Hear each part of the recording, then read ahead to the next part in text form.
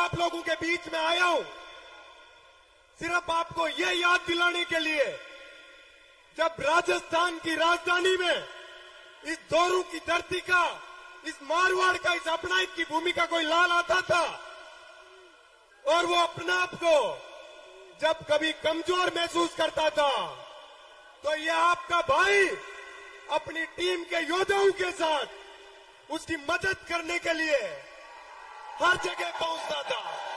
बड़ा भावुक सा वीडियो था जिसके अंदर कुछ विशेष लोग उल्टा सीधा लिख रहे थे। साथियों, उस समय मेरी आंखों में आंसू आ गए थे उस लिखावट को देख के। साथियों, आपको बताना चाहता हूं, आज आदरणीय हेमाराम जी का बेटा डॉक्टर वीरेंद्र जी भाई साहब होते तो वो इस बात का जवाब देते, लेकिन साथियों, आदरणीय हेमाराम जी को भरोसा दिलाना है कि हम सब वीरेंद्र हैं। आपको पता है, कुछ दिन पहले उम्मेदाराम जी, हेमाराम जी, इन सब के सामने, हरीश जी के सामने काले झंडे लहरा रहे थे। उन झंडों का धुआं निकालने का टाइम आ गया है। साथियों, उन झंडों का धुआं नजर आना चाहिए। वोटों की ऐसी आंख लगानी है, वोटों की ताकत से ऐसी आंख लगानी है कि इनकी पीढ़ियां याद रखें। साथियों, आज इस सभा के अंदर अपन सब लोग उम्मेदाराम जी को मजबूत करने के लिए आए हैं, किसान के स्वाभिमान को जिंदा रखने के लिए आए हैं। मैं आज आप लोगों के बीच में आया हूं सिर्फ आपको ये याद दिलाने के लिए, जब राजस्थान की राजधानी में इस दोरू की धरती का, इस मारवाड़ का, इस अपनायत की भूमिका कोई लाल आता था और वो अपने आप को जब कभी कमजोर महसूस करता था, तो ये आपका भाई अपनी टीम के योद्धाओं के साथ उसकी मदद करने के लिए हर जगह पहुंचता था। युवा साथियों, मैं आपको बताना चाहता हूं, जब आप इस विद्यालय परिवार में शिक्षा से संबंधित किसी काम के लिए मेरे या मेरे टीम के किसी साथी के पास आए, तो क्या हम लोगों ने कभी जाति या धर्म पूछ के आप लोगों की मदद करी थी क्या? तो साथियों, कुछ दिन पहले मैं आदरणीय हेमाराम जी का एक वीडियो देख रहा था। बड़ा भावुक सा वीडियो था जिसके अंदर कुछ विशेष लोग उल्टा सीधा लिख रहे थे। साथियों, उस समय मेरी आंखों में आंसू आ गए थे उस लिखावट को देख के। साथियों, आपको बताना चाहता हूं, आज आदरणीय हेमाराम जी का बेटा डॉक्टर वीरेंद्र जी भाई साहब होते तो वो इस बात का जवाब देते, लेकिन साथियों, आदरणीय हेमाराम जी को भरोसा दिलाना है कि हम सब वीरेंद्र हैं। हम सब आपके साथ हैं। आपको कभी भी आपके परिवार को, आपकी बेटी को हम भाई और बेटे की कमी महसूस नहीं होने देंगे।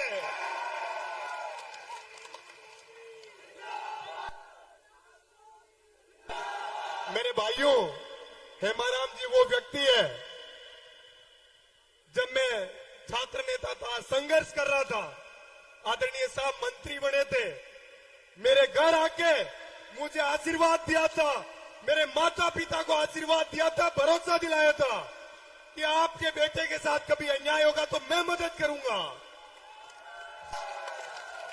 साथियों, ये चुनाव उम्मेदाराम जी के साथ साथ इस बुढ़ापे में, इस उम्र में आदरणीय हेमाराम जी भी लड़ रहे हैं। आप सब लोगों को बड़ी सजगता से, समझदारी से इस चुनाव को लड़ना है।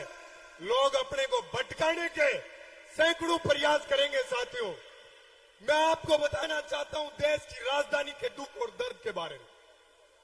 जब किसान, अन्नदाता देश की राजधानी में आंदोलन कर रहा था, किसके लिए? किसान की मजबूती के लिए, मजबूर की मजबूती के लिए, उस 36 कौम के युवा साथी के भविष्य के लिए। सैकड़ों किसानों की सादत ले ली आदरणीय प्रधानमंत्री जी ने अपनी हठधर्मिता और इस देश के ऊपर जो सामंतवादी राज, प्रधानमंत्री जी आप जो लाने का प्रयास कर रहे हो, आप हर जगह, मैं अभी आया था तो 4-5 किलोमीटर से जाम लगा हुआ था, तो पैदल दौड़ता हुआ आया था। मेरे साथ सैकड़ों जवान मजबूती से दौड़ भाग रहे थे। तो मेरे मन में एक सपना आया कि प्रधानमंत्री जी ने अग्निपथ योजना लाके इन युवा साथियों के सपनों की हत्या कर दी। साथियों, ये अपने सपनों के साथ, अपने साथ अत्याचार करेंगे, कब तक अपन सहन करेंगे? आप लोगों को जागना पड़ेगा, मजबूती से, समझदारी से लड़ना पड़ेगा। साथियों, आपको पता है कुछ दिन पहले उमेदाराम जी, हेमाराम जी, इन सब के सामने, हरीश जी के सामने काले झंडे लहरा रहे थे। उन झंडों का धुआं निकालने का टाइम आ गया है।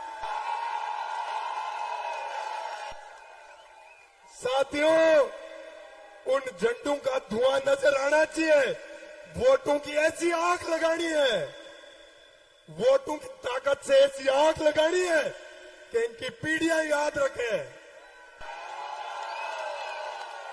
कि जब जब आप किसान कौम के लाडले बेटे और बेटियों के साथ अन्याय करोगे, हम लड़ेंगे मजबूती से, हम भिड़ेंगे मजबूती से और इस अन्याय को हारना पड़ेगा। आदरणीय उमेदाराम जी अपने निजी खर्च से पिछले कई सालों से शिक्षा के संसाधनों को मजबूत करने के लिए काम कर रहे हैं। साथियों, जब ये व्यक्ति देश की सबसे बड़ी संसद के अंदर जाके बैठेगा, तो ये बाड़मेर, जैसलमेर के उन युवा साथियों की शिक्षा की मजबूती के लिए कितना काम करेगा। आपको सोचना चाहिए, आज विचार करना चाहिए कि ये टाइम है प्रत्येक व्यक्ति को उम्मीदवार बनकर इस चुनाव को लड़ने का।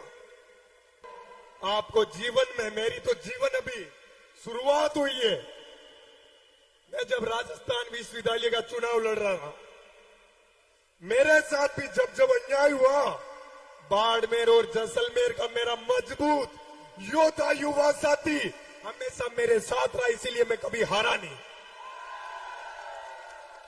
इसलिए आज भी आप लोगों को ये ठानना है कि अपन सबका स्वाभिमान, किसान कौम का, संपूर्ण 36 कौम का स्वाभिमान दांव पे लगा हुआ है। प्रत्येक व्यक्ति को उम्मीदवार बेनीवाल बनके इस चुनाव को मजबूती से लड़ना है। मैं आदरणीय हेमाराम जी, इस उम्र में आपको इन युवा साथियों की फौज का जोश और जज्बा देखते हुए भरोसा दिलाना चाहता हूं कि इस चुनाव को हम मजबूती से लड़ेंगे। जहां भी टकराना पड़ेगा, हम पूरी मजबूती से टकराएंगे। बोलिए भारत माता की, भारत माता की जय, जय जय।